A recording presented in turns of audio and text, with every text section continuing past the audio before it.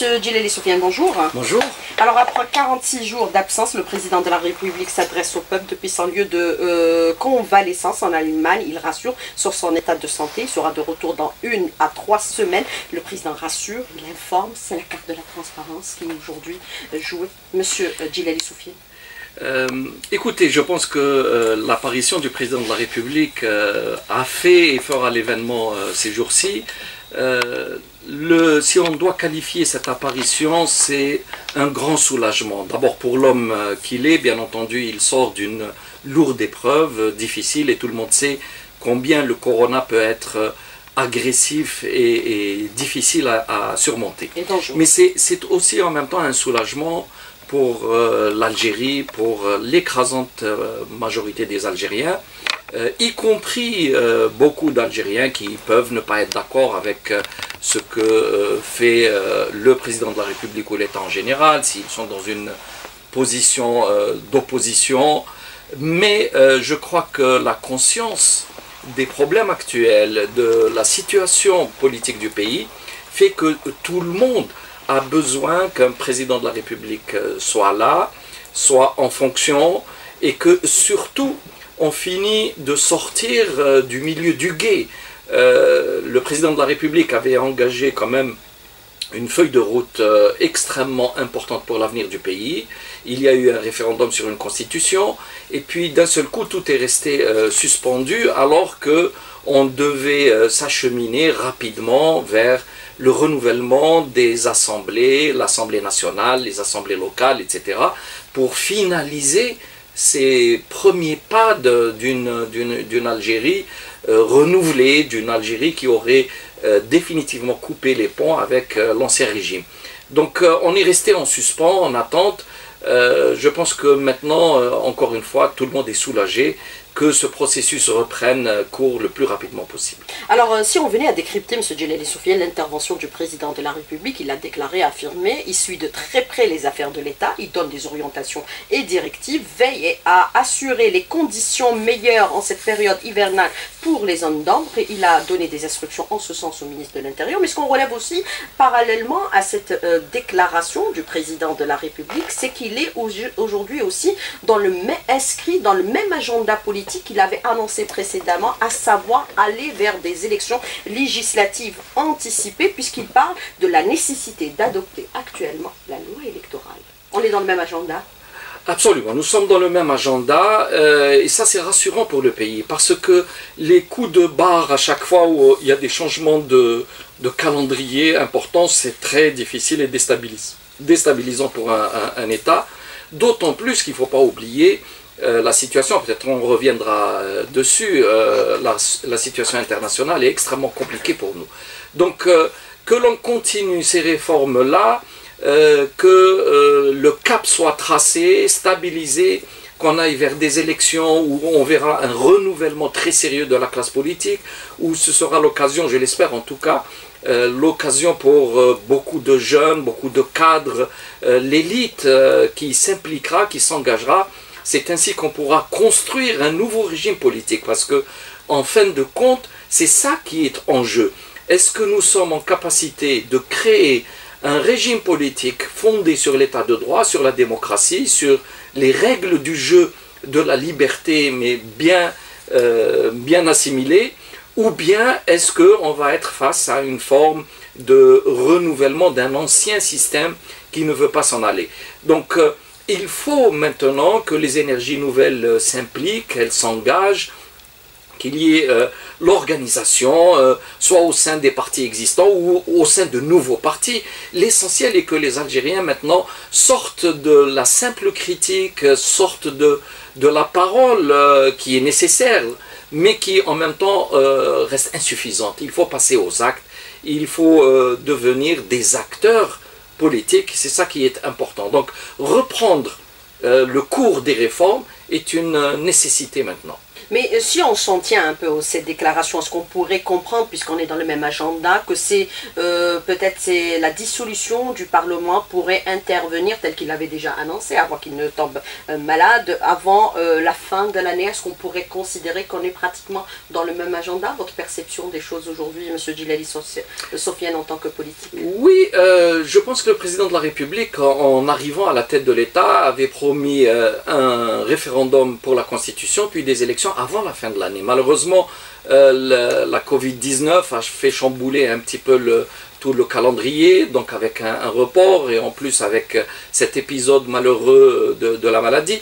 Mais je pense que le fait de dissoudre l'Assemblée, de convoquer le corps électoral avant le 31 décembre est un très bon signal, comme quoi le train est sur les mêmes rails, et que la gare qui nous attend, c'est un changement profond dans les institutions et un départ pour la construction de quelque chose qui soit nouveau et qui réponde aux normes d'aujourd'hui, c'est-à-dire des élections transparentes, des élections libres, où il faut laisser s'exprimer une représentativité maintenant absolument nécessaire pour que les Algériens renouent un minimum de confiance avec l'État qui est le leur. Vous pensez que que ce sera le cas, que le temps presse aujourd'hui pour consacrer ces réformes qui vont bien sûr consacrer cette nouvelle Algérie fondée sur le respect du droit, des libertés publiques, en clair consacrer les principes démocratiques dans le contexte actuel, avec bien sûr les nouveaux rebondissements sur la scène géopolitique? Il est vrai que la situation semble de plus en plus compliquée autour de nous, qu'il y a des tensions, des crises en perspective, mais je crois plus que jamais c'est le moment de renforcer la conviction des Algériens que l'État algérien est en mesure de faire face. Il faut renouer cette confiance et cela ne peut passer que à travers d'abord un véritable dialogue qui doit être permanent d'ailleurs entre l'ensemble des acteurs politiques à l'intérieur des institutions renouvelées, mais aussi avec l'ensemble des responsables du pays, et puis surtout asseoir un début de démocratie où les Algériens vont se sentir représentés sérieusement avec une défense de leur intérêt au niveau des institutions. Donc oui, il faut que l'État algérien soit fort, non pas par une force brutale, mais tout au contraire, grâce à un appui fondamentalement populaire pour les choix à venir. Alors il y a des tensions autour de nous par rapport bien sûr au rebondissement dernier sur le plan géopolitique, bien sûr la normalisation des relations entre le Maroc et Israël, et bien sûr la tension au niveau de notre frontière sud-est avec bien sûr la Libye, et aussi au niveau de l'extrême sud du pays avec le Mali. Quand on parle de tensions autour de nous, est-ce qu'on peut considérer que dans le contexte actuel on est fragilisé? Comment renforcer, conforter le front interne pour faire barrage à toute éventualité de division, de discorde, de dissension au sein du peuple? Bon, le remède, on ne va pas inviter le fil à couper le beurre, hein. Le remède clairement est le dialogue, la mise en place de règles démocratiques, laisser les gens s'exprimer sur le plan politique. Il faut que chacun assume sa part de responsabilité. Il ne s'agit pas de mettre le feu à la maison. Je crois qu'il y a certains courants qui n'ont pas tout à fait conscience des véritables enjeux. Une démocratie, ça se construit. La démocratie, ce n'est pas une forme de liberté débridée durant laquelle on se permet de faire tout et n'importe quoi sans avoir de limite par rapport à la raison, par rapport à la sécurité du pays. Mais ce dialogue-là est une nécessité. Il faut que les autorités du pays écoutent le peuple à travers ses revendications, à travers ses représentants, mais il faut qu'il ait des représentants qui soient réellement désignés par la population. Donc un véritable dialogue, aller à des élections le plus rapidement possible et dégager des institutions crédibles, représentatives, et ensuite avoir un gouvernement de compétences politiques, pas simplement de technocrates et encore moins de bureaucrates, parce que malheureusement j'ai l'impression que de gouvernements politiques, on est passé subrepticement à des gouvernements technocratiques depuis un certain temps, hein. Et puis du technocrate, on est passé au bureaucrate. Et ça, c'est une dérive qui n'est pas du tout dans l'intérêt du pays. Mais comment asseoir les fondements d'une véritable démocratie aujourd'hui, de véritables changements qu'attendent aujourd'hui et qu'espèrent tous les Algériens, promis déjà par le président de la République lors de sa campagne électorale, lors de sa prestation de serment et dans son programme actuellement présidentiel. Comment asseoir les fondements de cette véritable démocratie quand vous avez aussi parallèlement en face la défiance et le manque de confiance? Eh bien, la défiance, il faut la vaincre par la communication, par le dialogue. Malheureusement, l'un des points faibles du gouvernement actuellement, c'est que il ne semble pas être très porté sur la communication au sens large du terme. Le dialogue, c'est tout simplement s'écouter. Ça peut se faire de différentes façons et on n'est pas obligé de le faire selon des cérémoniaux classiques. Tout simplement, les responsables politiques qui sont en poste peuvent rencontrer à tout moment des responsables de partis politiques, des représentants des personnalités reconnues, des représentants des syndicats, en tout cas tous ceux qui ont une représentation ou une représentativité dans la société, et c'est par cet échange-là qu'il faut aller vers ce qui est l'outil fondamental et classique, ce sont les élections. Tout le monde est d'accord pour dire que le Hirak a été fabuleux, qu'il a démontré une très grande maturité pour le peuple algérien, que les Algériens sont maintenant en capacité d'être de vrais électeurs, de faire des choix, qu'il y a une société plurielle, multipartisane. Et bien, tout cela, il faut le mettre, il faut rentabiliser. Pourquoi maintenant vouloir éviter que le peuple choisisse? Il faut qu'on dialogue de manière à avoir toutes les garanties pour que le choix du peuple soit garanti.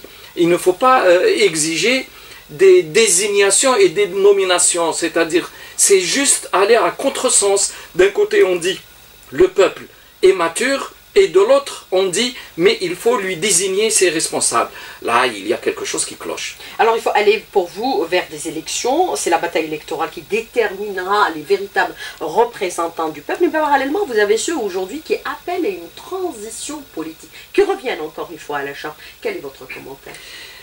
En réalité, moi personnellement, en tout cas, je ne comprends pas quel est le fond de cette revendication. Lorsqu'on dit une transition, nous sommes dans une phase historique pour le pays où il y a des transitions multiples. Nous sommes en transition politique, dans le sens où on est passé d'un régime qui a duré 20 ans et qui a mené une politique qui a été contraire à nos intérêts en fin de compte. Donc on passe de ce régime-là à quelque chose qui doit être nouveau, qui n'est pas encore bien défini. Nous sommes dans une transition économique, puisqu'on passe d'une économie de bazar où il y avait une oligarchie qui s'était installée dans le pays et qui a opéré une prédation de très grande ampleur, et on doit passer à une économie de marché régulée par des instances qui soient normalisées, ou par exemple lorsqu'il y a une privatisation, elle passe par la bourse avec une ouverture à tous ceux qui veulent acheter des actions, et non pas à des privatisations entre copains et coquins. Donc ça, c'est une transition économique. Nous sommes aussi dans une transition, j'allais dire sociologique et même anthropologique, on en a parlé précédemment. C'est-à-dire que les Algériens sont en train de s'ouvrir sur le monde, de comprendre ce qui se passe. Donc, toutes ces transitions-là, on les vit. Mais maintenant, pourquoi voulez-vous que quelques-uns désignent des personnalités qui viendraient nous dicter ce qu'il y a lieu de faire? Pourquoi empêcher les Algériens de voter? Le monde entier fonctionne de cette façon-là. En tout cas, le monde moderne, il fonctionne sur la base des élections. Qu'on dise que les élections en Algérie n'étaient pas sérieuses, qu'elles étaient fraudées, tout cela, on est tous d'accord. Donc réclamons des élections qui soient vraies, qui soient transparentes, mais arrêtons de vouloir désigner.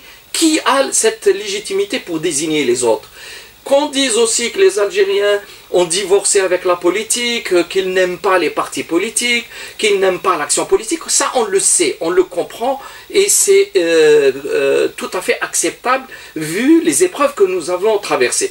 Mais quel que soit X, les partis politiques restent incontournables et il faut construire une classe politique digne de ce nom. Il faut que cette classe politique assume son rôle. Ce n'est pas toujours facile parce que nous sommes dans une phase critique où il y a une crise de confiance évidente, mais c'est en dépassant cette crise de confiance par les actes, par l'engagement, que nous pourrons aller vers quelque chose de positif et non pas en revenant toujours en arrière, en remettant tout à plat sans jamais pouvoir rien construire. Alors, M. Djelali Soufiane, moi je voudrais revenir avec vous sur les aspects que vous avez abordés dans la première partie de l'invité de la rédaction pour bien sûr conforter, renforcer le front interne pour faire face à toute tentative de déstabilisation de l'Algérie. Pour le dialogue, il faut organiser une conférence nationale où tous les acteurs de la société, sans exception, participent, sans exception et exclusion, participent pour régler nos problèmes entre nous au lieu de que d'autres viennent le faire à notre place, comme il l'a déclaré d'ailleurs le Premier ministre. L'Algérie aujourd'hui est visée par des tentatives de déstabilisation. Monsieur Djelali Soufiane. Oui, le dialogue maintenant devient une nécessité. Je rappelle simplement que Djil Jadid s'était engagé sur cette voie depuis au moins juillet 2019 et je pense qu'on a payé très lourdement par une incompréhension d'une partie de l'opinion et probablement par beaucoup d'acteurs. Je pense qu'aujourd'hui, des acteurs essentiels qui étaient absolument réfractaires à cette idée de dialogue commencent à mûrir. Nous avions vu ces derniers temps beaucoup de politiques, de partis politiques qui réclamaient maintenant ce dialogue inclusif. Je crois que c'est une très bonne chose. Il faut que tout le monde s'assoie autour de la même table. C'est normal, nous passons par une phase compliquée, difficile, de crise, et c'est le moment où il faut se parler justement. Quelles que soient les positions des uns et des autres, je crois qu'il faut montrer une certaine mansuétude. Le pouvoir est en situation de passer l'éponge sur un certain nombre de choses. Il y a forcément, il y avait des incompréhensions, mais il faut dépasser ça. Il faut que tout le monde, quelles que soient ses positions, même parfois qui ont été extrêmes, puisse s'exprimer et qu'on aille tous vers une solution convenable pour tout le monde. Mais qu'est-ce qu'il est lieu de faire? Organiser une grande conférence nationale pour réunir tous les acteurs de la société, que ce soit des partis politiques ou les représentants de la société civile, personnalités également, politiques. Oui, par exemple, ça peut très bien se faire. Ça s'est fait dans le passé. Pour asseoir un projet de société. Non, je ne suis pas d'accord pour asseoir un projet de société, parce que là, c'est une façon de limiter ou d'éliminer les différents courants qui peuvent animer la société. Il peut y avoir 2, 3, 4 grands courants dans une société démocratique ouverte. Il faut s'entendre sur des règles du jeu. C'est ça qui est important. Il faut mettre en place des règles, comment se comporter dans l'alternance, comment aller vers des élections, comment respecter les choix des électeurs, peut-être discuter quel type d'institution démocratique on peut avoir, surtout au niveau local, comment encourager la démocratie locale, etc. Mais globalement, on va dire que le pays est dans une phase où il a besoin de stabilité, il a besoin que toutes les forces politiques s'impliquent et s'engagent à aller vers une pratique politique sécurisée, rassurante, ouverte et définitivement tournée vers l'avenir. Mais un dialogue inclusif, en impliquant toutes les parties concernées, sans exception. Sauf ceux qui s'excluent d'eux-mêmes, qui ne veulent pas discuter, ou alors bien entendu ceux qui ont des idées extrêmes, qui cherchent à aller beaucoup plus loin que ce que peut admettre la raison. Mais globalement, je pense que les partis politiques algériens, tous, toutes tendances confondues, sont dans une optique quand même de défense des intérêts du pays. Alors l'Algérie est dans une phase nouvelle de son histoire par rapport aux revendications fortement exprimées par le peuple lors du mouvement populaire du 22 février 2019 où ils aspiraient à plus de liberté, plus de démocratie, plus de justice sociale, plus d'équité, moins de corruption et bien sûr changer tous les modèles de gouvernance. La Constitution abonde dans ce sens, elle a été adoptée, même si le taux bien sûr reste inférieur par rapport à ce qui avait été espéré préalablement, mais vous avez parallèlement ces critiques au niveau de certaines institutions internationales concernant la question des libertés et droits de l'homme par rapport à la résolution du Parlement européen. Quel est votre commentaire justement par rapport à cette résolution aujourd'hui, Monsieur Djilali Sofiane? Bon, nous avions réagi en temps voulu par rapport à cette résolution du Parlement. Écoutez, il y a une partie qui peut être tout à fait compréhensible. Il y a des Algériens qui estiment être très limités dans leur mouvement, dans leur liberté d'expression, etc. À tort ou à raison, peu importe, ils peuvent très bien revendiquer plus de liberté. Le problème est que la résolution du Parlement a associé des revendications qui peuvent être censément acceptées avec des revendications et avec des instructions absolument inacceptables.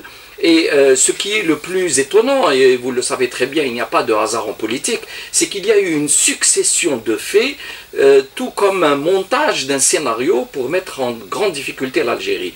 Alors que des tensions sont évidentes dans la région. Il y a eu d'abord un démarrage ou un début de conflit au Sahara occidental entre le Polisario et les forces royales marocaines. Ensuite, il y a eu cette résolution du Parlement qui est venue à la suite d'une polémique qui a été à l'évidence amplifiée à l'extrême. Ensuite, vous avez cette négociation qui devait se tenir entre l'Union européenne et la partie algérienne qui a été menée par le ministère des Affaires étrangères. Donc ça a rentré très probablement dans une forme de pression sur l'Algérie, sans oublier cette période-là où de nombreux pays arabes ont commencé à normaliser leurs relations avec Israël. Donc à partir de ce moment-là, il est tout à fait compréhensible que l'Algérie subisse autant de pression politique. Donc il ne faut surtout pas céder à ce type de pression. Au contraire, il faut encore une fois renforcer la confiance et le dialogue en interne, renforcer les institutions démocratiques du pays et à commencer réellement à construire cet état de droit et cette démocratie que les Algériens attendent depuis maintenant bien trop longtemps. Alors, autre événement sur le plan géopolitique, la normalisation des relations entre l'entité sioniste et le Maroc. Le danger est à nos frontières. Oui, alors là, il faut peut-être clarifier un petit peu. C'est quoi ce danger, en fait, d'où il vient? Les Algériens, petit à petit, maintenant, ont une notion un petit peu pragmatique de la vie internationale. On voit bien que beaucoup de pays ont commencé à normaliser leurs relations avec Israël, pensant par là que cette normalisation allait leur apporter de la stabilité, peut-être même de la prospérité économique, parce que tout le monde sait qu'il y a des puissances financières, des lobbies importants dans le monde, essentiellement dans le monde occidental, qui verraient d'un très bon œil une ouverture vers Israël. Le problème est qu'il faut revenir aux fondamentaux. Israël n'est pas un pays comme les autres. Israël est le résultat d'une idéologie dont une dimension, j'allais dire, mystique, ou en tout cas messianique, est très importante. C'est-à-dire que c'est un pays qui s'est construit sur l'idée messianique du grand Israël qui doit dominer toute la région. Et donc il ne fera de cadeau à aucun pays arabe. Et tous les pays arabes qui ont d'une manière ou d'une autre normalisé leurs relations avec cet État n'en tirent aucun bénéfice particulier. On voit bien quel est le jeu d'Israël par exemple par rapport à l'Égypte. L'Égypte qui a énormément donné à ce pays-là depuis 1977, si mes souvenirs sont bons. Or, en retour, on a bien vu le rôle d'Israël par rapport au Soudan, par rapport à la zone géostratégique de l'Égypte, par rapport aux eaux du Nil, par rapport à l'intervention d'Israël en Éthiopie, etc. Donc au final, normaliser ses relations avec Israël, ce n'est pas gagner un ami, mais c'est au contraire offrir à une idéologie qui a pour intention de contrôler la région, en son nom et peut-être aussi au nom de l'Empire généralement, et donc l'Algérie ne peut pas et ne doit pas rentrer dans ce circuit-là. Alors, des questions des auditeurs, Monsieur Djilali Soufiane, qui sont très nombreux ce matin. On vous parle pratiquement sur cette question. On vous dit aujourd'hui, nous sommes dans un contexte mondial qui a complètement changé, où on bafoue carrément les principes de droits de l'homme, qui sont devenus des principes là, à géométrie variable. On bafoue la légalité internationale pour des intérêts géopolitiques et stratégiques. C'est le cas actuellement, puisqu'on a vu que le Maroc, il a troqué bien sûr sa dignité contre sa reconnaissance sur bien sûr le territoire du Sahara occidental. Non, mais il est clair, sauf à penser qu'on vit dans un monde fictif où les grands idéaux gèrent le monde. En réalité, il y a un jeu de puissance, il y a une concurrence extrêmement violente entre les grands ensembles politiques qui se sont formés. Maintenant, où doit se placer l'Algérie? Tout notre problème est là.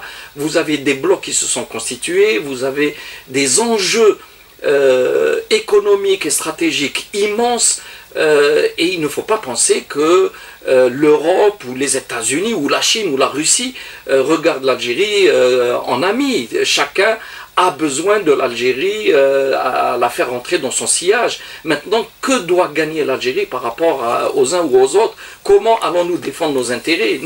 Nous vivons un monde où il y a peut-être une forme de démocratie dans certaines nations, mais entre les nations, il y a la loi de la jungle. Pendant longtemps, il y a eu des lois internationales, le droit international, une forme d'apaisement après la Deuxième Guerre mondiale, parce que là, tout le monde était en situation extrêmement difficile, dangereuse, etc. Mais une fois que les conflits se sont réouverts, que ça s'est exacerbé, on voit bien que les droits de l'homme, la vie humaine, etc. deviennent absolument secondaires. Donc il ne faut pas qu'on tombe dans une forme de naïveté en Algérie où on croit que les promoteurs des droits de l'homme nous veulent du bien. Alors, autre question de l'auditeur, bien sûr, il rappelle au passage que Mohamed VI est le président du comité d'Al-Quds al-Sharif. Alors, je reviens avec vous sur cette question aussi de l'auditeur qui vous dit aujourd'hui, Monsieur Djilali Soufiane, ne pensez-vous pas qu'on est en train d'attendre des résultats différents, refaisant encore et toujours la même chose, organiser des législatives, alors que nous venons de voir un des taux de participation les plus faibles de l'histoire de l'Algérie, avec bien sûr le référendum du mois de novembre dernier. Est-ce que il faudrait aujourd'hui une interprétation réelle de ce taux de participation? Est-il aussi judicieux d'aller vers des élections en ce moment précis? Je rappelle aux auditeurs que le taux était de 23,7%. Absolument, et j'ai eu à le commenter la soirée du 1er novembre en disant que... Vous étiez avec nous dans le studio. En disant qu'il y avait deux grandes leçons à tirer de ce référendum. La première leçon était que, bien entendu, il y avait un taux très faible et donc une grande majorité des Algériens ne croyaient pas en l'acte politique. Par contre, pour la première fois depuis très longtemps, nous avons un taux réel, un taux vrai, parce que ce n'est pas la première fois qu'on a un taux autour de 20%. Tous les autres scrutins précédents relevaient à peu près du même taux. Par contre, le fait que ce soit dit clairement, c'était un pas positif. Maintenant, est-ce qu'on veut inventer un autre outil que la démocratie et le vote? Si c'était possible, moi je veux bien. Il faut convaincre les Algériens maintenant. Mais pour les convaincre, ce n'est pas avec les discours, c'est avec les actes. C'est d'abord avoir de vrais scrutins, sans fraude, et ensuite avoir une vraie représentativité. À ce moment-là, petit à petit, les Algériens reviendront à la politique. Mais de dire que les Algériens sont en défiance par rapport au vote, et donc on va annuler le vote, je pense que c'est tomber à l'inverse de ce qu'on recherche. C'est-à-dire Comme les Algériens ne veulent pas assumer la démocratie telle qu'elle leur est présentée, alors on annule la démocratie. C'est ça qui est paradoxal. Mais quand vous dites ramener les Algériens, qu'ils reviennent vers la politique, mais ils ont toujours exercé de la politique, mais sur les réseaux sociaux, de façon virtuelle, mais pas réelle. Comment les faire venir du virtuel vers le réel? Eh bien, il faut arrêter de casser, de briser toutes les tentatives d'organisation. Il y a des partis politiques qui ont subi énormément de pression depuis des années. Et aller faire une critique aussi constructive. Bien sûr, il faut que les Algériens apprennent pas aussi... le dénigrement et l'insulte aussi. C'est ça, parce que l'action politique, ce n'est pas une position à un moment donné, et ce n'est pas ce qu'on a dit, faire du che-guévarisme. L'action politique se fait dans le temps. Il faut la construire. Il faut que les Algériens rentrent dans cette mentalité et cette logique où on arrive à un résultat après un travail, après un labeur qui peut durer des années. Rien ne vient spontanément. Et ça, c'est un apprentissage. C'est pour ça qu'on dit que la démocratie est une culture. La démocratie, ça s'apprend avec le temps, ça ne vient pas par décret. Alors rapidement sur les questions également des auditeurs, ne croyez-vous pas que le signal fort est de mettre en place des compétences pour surmonter aujourd'hui tous ces défis économiques et politiques que nous connaissons? Monsieur Djeleli Soufiane. Oui, il faut absolument des compétences. L'Algérie en regorge. Malheureusement, les cerveaux fuient l'Algérie. Il y a énormément d'Algériens qui font le bonheur des grandes entreprises, des grands hôpitaux, etc., qui sont à l'étranger. Il faut les ramener, mais là, il faut une volonté politique. Pour qu'il y ait cette volonté politique, il faut qu'il y ait une légitimité de commandement par un gouvernement qui soit adoubé par une majorité élue, représentative du peuple. C'est un processus qu'on ne peut pas éviter. Alors, vous parlez de dialogue et de respect des règles de jeu politique, mais quelle garantie avez-vous de la part des décideurs pour garantir justement la crédibilité de tous ces aspects que vous soulevez aujourd'hui? Monsieur Djeleli Soufiane. Depuis le 22 février, il y a un changement fondamental dans l'état d'esprit des Algériens.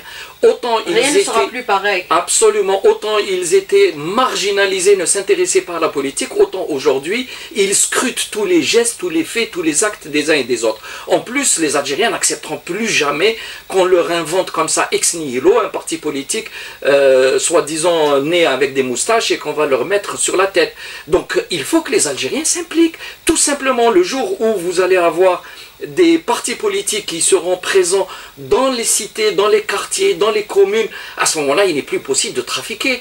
Donc soit on est en mission ou en soumission. Si on regarde de loin et on critique sur les réseaux, rien ne bougera. Mais si on s'implique localement, à commencer par une association au niveau du quartier, une association au niveau de la commune, s'impliquer dans un parti politique, fabriquer ou construire un parti politique, c'est cela qui donnera de la vie à une vie politique saine.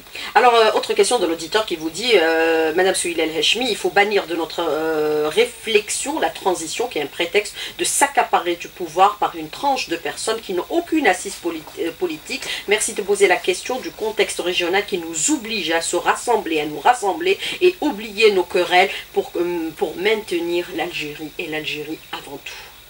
Oui, d'autant plus qu'il y a une situation d'urgence maintenant autour de nous, et ceux qui pensent transition, comme si qu'ils avaient le temps, 2 ans, 3 ans, 4 ans, à papoter, à discuter de tout et de rien.